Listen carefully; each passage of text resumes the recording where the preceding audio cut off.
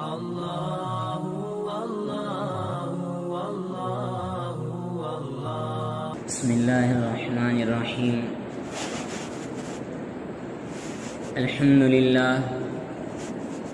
للہ نحمده ونستعینه ونستغفره ونؤمن به ونتوکل علیہ ونعوذ باللہ من شرور انفسنا ومن سیئات اعمالنا، من يهده الله فلا مضل له ومن يضلله فلا هادي له، ونشهد أن لا إله إلا الله وحده لا شريك له، ونشهد أن سيدنا ونبينا وسندنا وشفيعنا ومولانا محمدا عبده ورسوله الذي أرسل بالحق بشيرا ونذيرا وداعيا إلى الله بإذنه وسراجا منيرا، فقد قال الله تبارك وتعالى في القرآن المجيد والفرقان الحميد: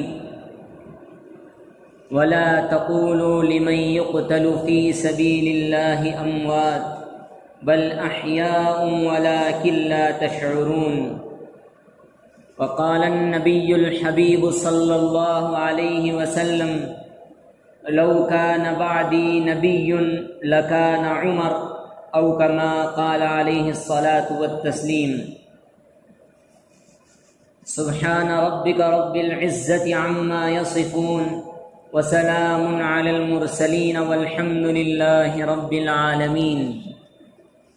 اللهم صل على سيدنا محمد وعلى آل سيدنا محمد وبارك وسلم. اللهم صل على سيدنا محمد وعلى آل سيدنا محمد وبارك وسلم. اللهم صل على سيدنا محمد وعلى آل سيدنا محمد وبارك وسلم.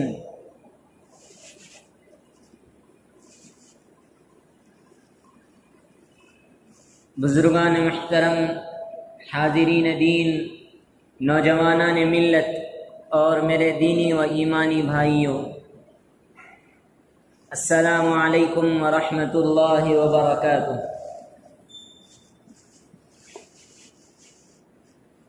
سب سے پہلے تو میں آپ سبھی کی خدمت میں 1442 ہجری میں جو ہم داخل ہو چکے ہیں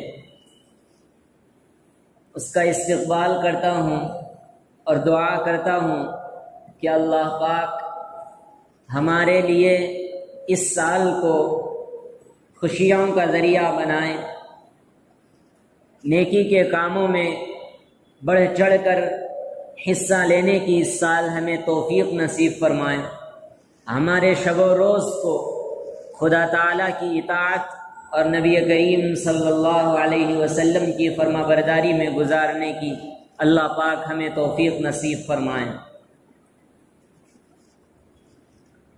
مجھے آج کے مختصر سے وقت میں دو موضوع پر گفتگو کرنی ہے اور دو باتیں آپ سے اسی کے ضمن میں کہنی ہے۔ پہلی بات تو ہمارے ہجری اور اسلامی سال سے متعلق ہے، اور جو دوسری بات ہے وہ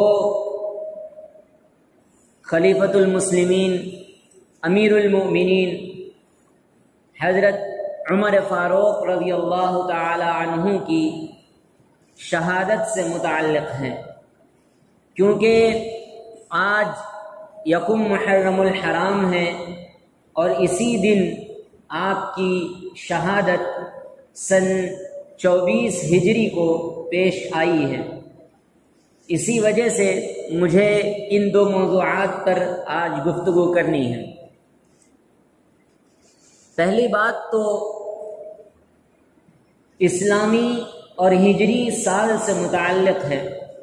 اللہ پاک نے قرآن مجید میں ارشاد فرمایا: ان عدت الشہور عند اللہ 12 شہرا اللہ تعالیٰ کے نزدیک مہینوں کی تعداد 12 ہے، جو محرم الحرام سے ذی الحجہ تک ہے، اور اللہ تعالیٰ نے اس ہجری کیلنڈر کو بہت ساری خصوصیات سے نوازا ہے۔ ہجری تقویم اور ہجری کیلنڈر یہ حضرت عمر فاروق رضی اللہ تعالی عنہ کے دور خلافت میں شروع ہوا، اور آپ صلی اللہ علیہ وسلم کی ہجرت کے سال سے اس کیلنڈر کی ابتدا ہوتی ہے۔ یعنی آج ہم 1442ویں ہجری میں ہیں، تو آپ صلی اللہ علیہ وسلم کی ہجرت آج سے 1442 سال قبل مکے سے مدینے کی ہوئی ہے۔ ہجرت سے ہجری ہے، اسی وجہ سے اس کو کیا کہا جاتا ہے؟ ہجری کیلنڈر کہا جاتا ہے، ہجری تقویم کہا جاتا ہے۔ اور اس کے بہت سارے خصوصیات، بہت سارے امتیازات اور بہت ساری چیزیں ہیں، لیکن ان ساری خصوصیات اور امتیازات سے قطع نظر مجھے صرف یہ کہنا ہے کہ یہ اسلامی تقویم ہے اور اسلامی کیلنڈر ہے، اسلام نے اور شریعت نے ہمیں عطا کیا ہے۔ دور فاروقی میں بہت سارے صحابہ کرام رضی اللہ عنہم کی یہ رائے تھی کہ کیلنڈر کو مرتب کیا جائے اور ایک تاریخ کے سلسلے میں ایک لائحہ عمل بنایا جائے، اور اس تاریخ کو مان کر لوگ حساب و کتاب کرنے چلے جائیں۔ خود حضرت عمر فاروق رضی اللہ تعالی عنہ اپنے گورنروں کے پاس خط لکھتے تھے تو اس میں تاریخ درج نہیں ہوا کرتی تھی، تو جو احکام بتلائے جاتے تھے وہ پتہ نہیں چلتے تھے کہ وہ کس وقت کے احکام ہیں اور کب تک کے لیے ہیں، اس کی کوئی تعین نہیں ہوتی تھی۔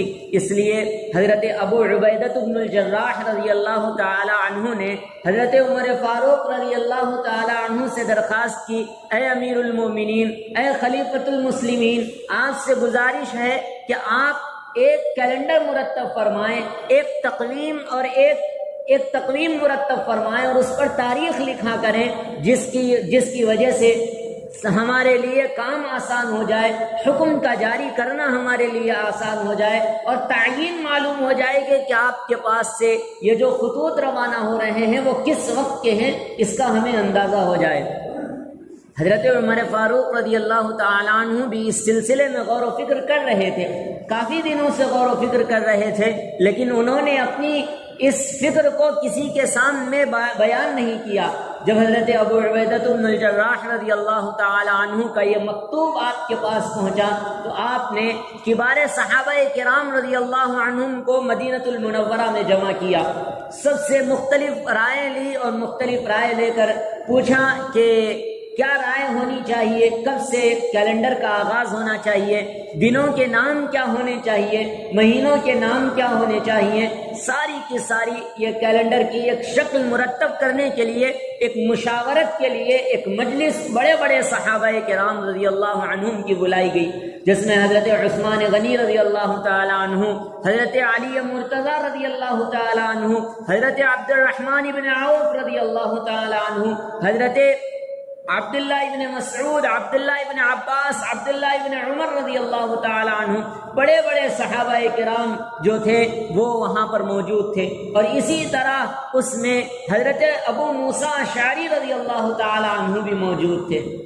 سبوں نے رائے دی، حضرت علی رضی اللہ تعالی عنہ نے اور اسی طرح حضرت ابو موسیٰ اشعری رضی اللہ تعالی عنہ نے یہ رائے دی کہ ہجرت سے اسلامی سال کی ابتدا کی جائے۔ کیوں؟ ہجرت یہ مسلمانوں کے لیے باعث سعادت واقع ہوئی ہے، ہجرت یہ مسلمانوں کے لیے کامیابی کی ضمانت واقع ہوئی ہے۔ ہجرت سے پہلے مسلمانوں کے حالات بہت تنگست تھے، مسلمان طرح طرح کی مجبوریوں میں گھرے ہوئے تھے، مسلمانوں کو ستایا جاتا تھا، ان کو مارا جاتا تھا، ان پر ظلم کیا جاتا تھا، ان کو تڑپایا جاتا تھا۔ اور ہجرت کے بعد اللہ تعالیٰ نے مسلمانوں کو فتوحات عطا کی اور بہت ساری اللہ تعالیٰ نے وہاں سے مسلمانوں پر فراوانی شروع کر دی. جنگ بدر ہوئی، کامیابی اللہ تعالیٰ نے دی. یہاں سے جنگوں کا، فتوحات کا سلسلہ شروع ہوا. ایسا سلسلہ شروع ہوا جو حضرت علی، حضرت امیر معاویہ رضی اللہ تعالیٰ عنہ کے دور خلافت میں بھی نہیں تھما.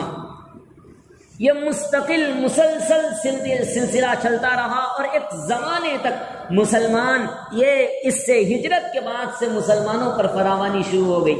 تو صحابہ کرام رضی اللہ عنہم نے عرض کیا کہ اے امیر المؤمنین، ہماری یہ خواہش ہے کہ ہجرت سے اس کیلنڈر کی اور اس تقویم کی ابتدا کی جائے. چنانچہ آپ صلی اللہ علیہ وسلم کی ہجرت کے واقعے سے اسلامی سن کی اور اسلامی تاریخ کا آغاز کیا گیا. مہینوں کے نام متعین کیے گئے اور ساری چیزیں بیان کی گئی اور سارے اس کے حدود متعین کیے گئے. ساری کی ساری چیزیں وہاں سے شروع ہوئی. مجھے یہ اس موضوع پر اس وجہ سے بھی گفتگو کرنی تھی کہ آج ہمارا اس سن سے اور اس تقویم سے، اس اسلامی کیلنڈر سے ہمیں اس کی کس قدر مناسبت ہے. اچھے اچھے لوگ، کیا بڑے کیا چھوٹے، کیا دکاندار کیا تاجر، ہر کوئی اس کیلنڈر سے بے رغبتی میں مبتلا ہے. ہر کوئی انگریزی تاریخ جانتا ہے. چھوٹے چھوٹے بچے کو بھی پتا ہے، اس کے اصول پتا ہیں، ساری چیزیں پتا ہوتی ہیں. کون سی تاریخ ہے، کون سا دن ہے، کون سا مہینہ ہے. جنوری چل رہی ہے، جنوری سے دسمبر تک پتا چل جاتا ہے. لیکن یہ نہیں پتا ہوتا کہ یہ محرم کا مہینہ ہے، یہ سفر کا مہینہ ہے، یہ جمادی الاولیٰ ہے. کئی لوگوں کو تو نام تک پتا نہیں ہوتے کہ کون سا مہینے کا کیا نام ہے. یہ تک پتا نہیں ہوتا کہ آج کیا تاریخ ہے اور کیا تاریخ ہے. ہماری اس سے مناسبت بالکل ختم ہو چکی ہے. یاد رکھیے، یہ اسلامی تقویم ہے. یہ حضرت عمر فاروق رضی اللہ تعالی عنہ کے دور میں اس کا وجود ہوا ہے اور اس کے اندر بے پناہ خیر و برکت ہے. اور میں کاروباری افراد سے، کام کرنے والوں افراد سے، تجارت کرنے والے افراد سے کہتا ہوں، جہاں جہاں آپ کا استعمال، جہاں جہاں ممکن ہے، آپ اس کیلنڈر کو استعمال کیجئے. اس کے بہت سے برکات ہیں، بہت سے فوائد ہیں، بہت ساری چیزیں ہیں. مسلمان دھیرے دھیرے اپنے شعائر سے دور ہوتا چلا گیا ہے اور یہ ہجرت اور اسلامی تقویم یہ اسلامی شعائر میں سے ہے. اور بہت سارے مفسرین نے لکھا ہے، بہت سارے مفسرین نے لکھا ہے کہ یہ شعار کا حفاظت کرنا، اس کی حفاظت کرنا مسلمانوں کے ذمہ فرض ہے اور فرض علی الکفایہ ہے. اگر کوئی ایک بھی اس کی حفاظت نہیں کرے گا تو ساری کی ساری قوم گنہگار ہو جائے گی. آج ہم دیکھیں ہم کتنا اس بارے میں جانتے ہیں، حالانکہ کوئی مشکل نہیں ہے. آج ساری سہولتیں موجود ہیں. اخبار کی تاریخ پہ ہے، اخبار کے پہلے صفحے پہ تاریخ موجود ہوتی ہے. اور نہ جانے انٹرنیٹ کی وجہ سے کتنے ایسے ایپس آ چکے ہیں جن سے آسانی کے ساتھ ہجری کا تاریخ کا پتہ کیا جا سکتا ہے. لیکن ہماری اس سے کوئی دلچسپی اور رغبت نہیں ہوتی. نہ ہمیں چاند دیکھنے کی فکر ہوتی ہے، نہ ہمیں ہجری تاریخ سے آج کوئی دلچسپی باقی رہی ہے. ہجری تاریخ کو اپنائیے، اس کو اپنی زندگی میں فروغ دیجئے اور اپنے کاموں میں استعمال کیجئے. تنخواہ دینی ہے، اپنے کام کرنے والوں کو ہجری تاریخ کے حساب سے دیجئے، اور اگر تنخواہ لینی ہے تو ہجری تاریخ کے حساب سے لیجئے. اچھے اچھے کام جتنے بھی کرنے ہیں یہ اسلامی تقویم کو اپنائیے، اسلامی طریقے اور اسلامی کیلنڈر کو اپنائیے. انشاءاللہ اس سے آپ برکات محسوس کریں گے، فوائد محسوس کریں گے. اور اس کے ذریعے سے اللہ تعالیٰ نے جو فتوحات مسلمانوں کو ہجرت کے بعد سے جو دی تھی، وہ اللہ پاک اس کے ذریعے سے مسلمانوں کی پریشانیوں کا خاتمہ کریں گے. بہت ساری چیزیں اس ہجرت کی ہجری تاریخ سے ہوتی ہے. اس لیے آپ سے پہلی یہی گزارش ہے کہ اپنے روزمرہ کی زندگی میں، اپنے دن بھر کے کاموں میں اس تاریخ کا استعمال کیجیے. اپنے بچوں کو اس تاریخ کے بارے میں بتائیے. آج یہ تاریخ ہے، آج محرم کی یہ تاریخ ہے، اس کا یہ دن ہے محرم الحرام. اپنے بچوں کو مہینوں کے نام یاد دلائیے، اپنے بچوں کو اسلامی تاریخ بتائیے، اپنے بچوں کو اسلامی دن بتائیے. آج ہم ہر چیز کے بارے میں، چھوٹے چھوٹے معصوم بچے ہیں، ان کو جنوری سے لے کر دسمبر تک تو یاد ہوتا ہے، لیکن محرم سے لے کر ذی الحجہ تک ان کو مہینوں کے نام یاد نہیں ہوتے. ہم سوچئے، جب ہمارے پاس ایک اچھی تقویم اور اچھا کیلنڈر ہمیں شریعت نے دیا ہے تو کیوں ہم اس سے دور ہو گئے؟ حالانکہ اس میں فوائد ہیں، اس کے کوئی نقصانات نہیں ہیں، اور اگر میں آپ کے سامنے بیان کروں تو بلکہ عیسوی کیلنڈر کے اور بہت سارے نقصانات وہ لکھنے والوں نے لکھے ہیں، اس کا ہمیں اندازہ نہیں ہے اور اس کا پتہ نہیں چلتا۔ غرض پہلی بات تو یہ ہے کہ ہجری کیلنڈر اور اسلامی تقویم کا اپنی روزمرہ کی زندگی میں استعمال کیجئے، اپنے کام کرنے والوں کو اس کے حساب سے تنخواہ دیجئے۔ آپ اپنی بک میں لکھ رہے ہیں، دن بھر کا حساب کر رہے ہیں، ہجری تاریخ سے اس کا آغاز کیجئے کہ آج محرم کی 1 تاریخ ہے، آج صفر کی 4 تاریخ ہے، آج ربیع الاول کی 13 14 تاریخ ہے، 12 تاریخ ہے۔ اس طرح سے آپ حساب کیجئے اور حساب کر کے اس کے فوائد اور برکات اور ثمرات لے لیجئے۔ دوسری بات جو مجھے آپ کے ذمے اور آپ کے سامنے عرض کرنی تھی، وہ حضرت امیر المؤمنین خلیفۃ المسلمین حضرت عمر فاروق رضی اللہ تعالی عنہ کی شہادت کے سلسلے میں کچھ باتیں عرض کرنی تھی۔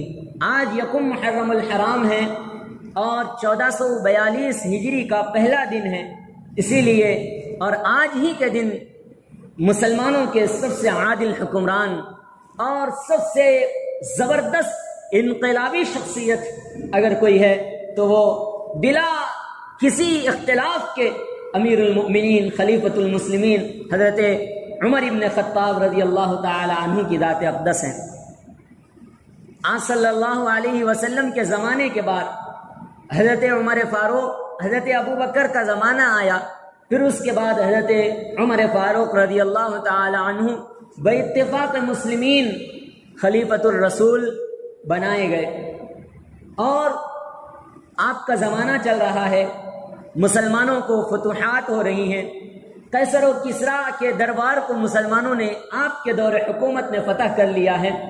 رومن امپائر جو اس وقت کی سب سے بڑی حکومت تھی، اس کے حصے بکھرے کر دیے گئے ہیں، اس کے ٹکڑے ٹکڑے کر دیے گئے ہیں، اور آپ کے زمانے کے اندر ایک بڑا انقلاب پیدا ہوا ہے۔ عرب سے نکلے ہوئے وہ بدو جن کو اونٹ تک چرانا نہیں آتا تھا، آج 22 لاکھ مربع میل پر اسلامی حکومت کو قائم کر چکے ہیں، اور اسلام کا نام اور اعلاء کلمت اللہ کے فریضے کو انجام دینے کے لیے کوشش کر رہے ہیں۔ اور اسلامی افواج ایک طرف روم کے اندر اپنا جھنڈا گاڑ رہی ہے تو دوسری طرف اس ایران کے اندر اسلامی لشکر فتوحات حاصل کر رہا ہے۔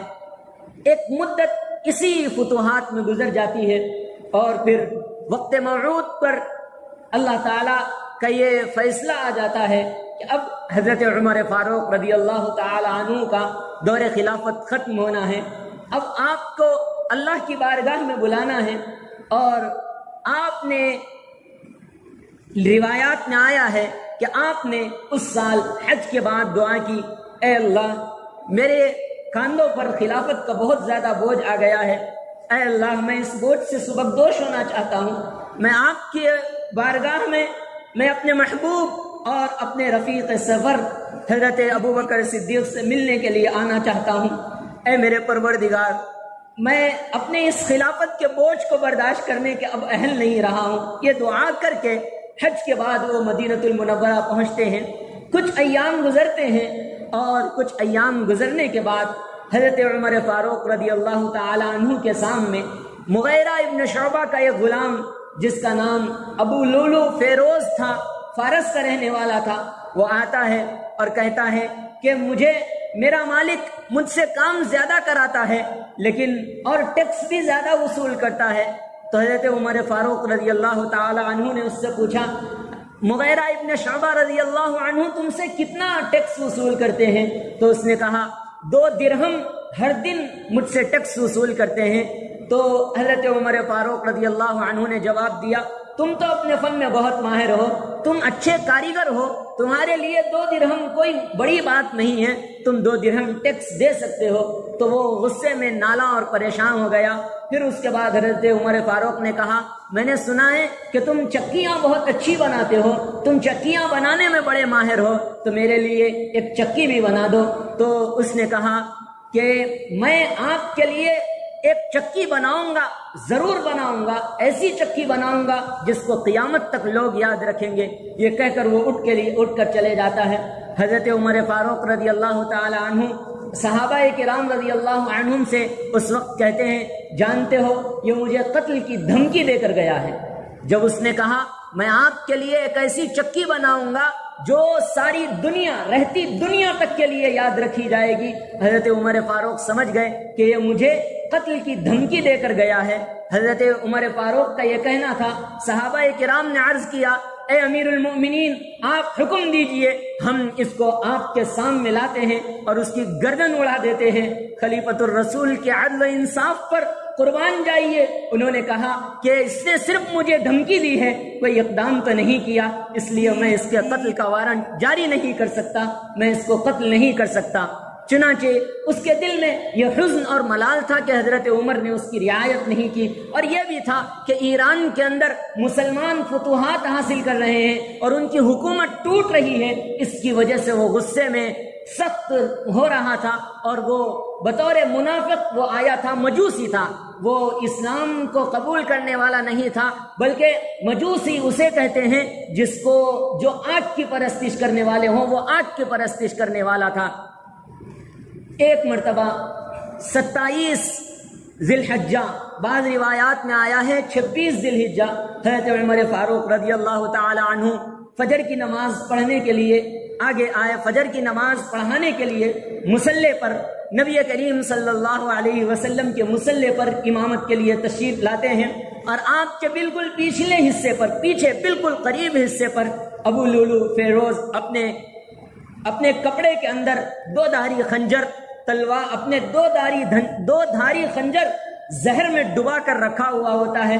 آپ نے جیسے ہی اللہ اکبر کہا تو وہ آگے بڑھتا ہے اور آپ کے سینے مبارک پر 6 مرتبہ خنجر گھونپتا ہے، اور آپ حضرت عمر فاروق رضی اللہ تعالی عنہ زخم کی تاب نہ لا کر اس وقت زمین پر گر جاتے ہیں۔